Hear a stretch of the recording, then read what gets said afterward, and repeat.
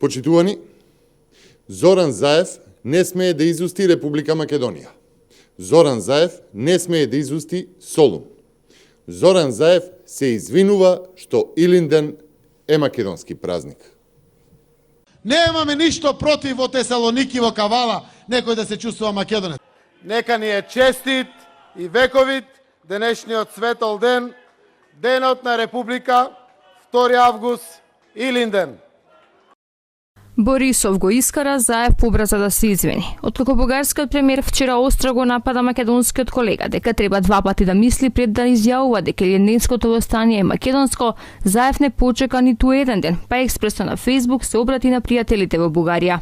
Драги пријатели и браќа од Бугарија, верувајте, искрено градиме пријателство кое неколку децении наназад беше изгубено. Тоа беше загуба за двете земји. Ние повторно го најдовме нашиот пријател и брат. Да не дозволиме да се враќаме назад. Тоа ни е обврска пред нашите деца. Дадов на влез. Господин премиер, едно прашање кратко ве молам. Чив празник е или не, господин премиер?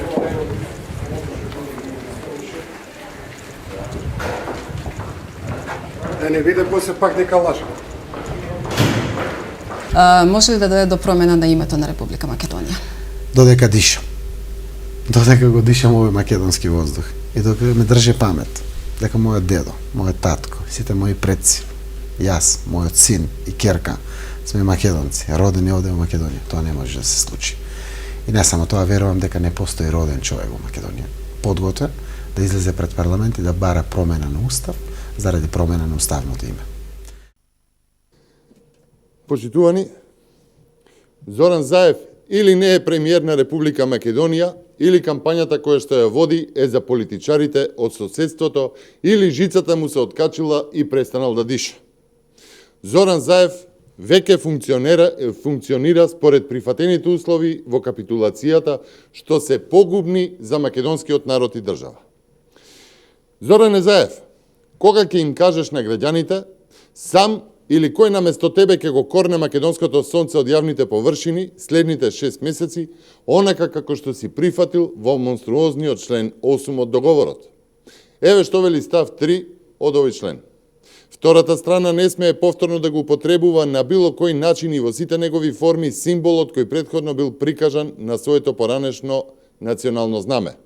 Во рок од 6 месеци од влегувањето во сила на овој договор, втората страна ќе продолжи со отстранување на символот прикажан на нејзиното поранешно национално знаме од сите јавни места и јавни употреби на нејзина територија.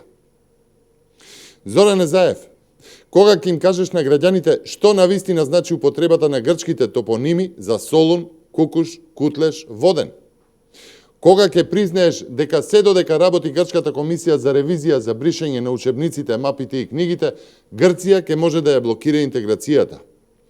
Дали ќе признаете дека најрано до 2022 година, додека трае бришењето на македонските комерцијални брендови, Грција ќе може да ја блокира Македонија?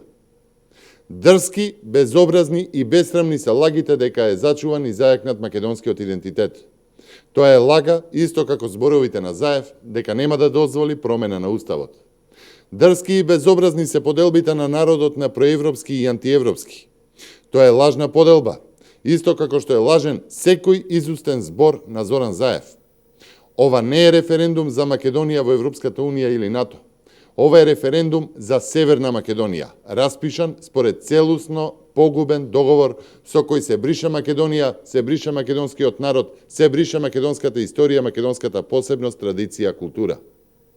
Почитувани, пријателствата во политиката се базираат на исполнување на взаемни интереси на две држави.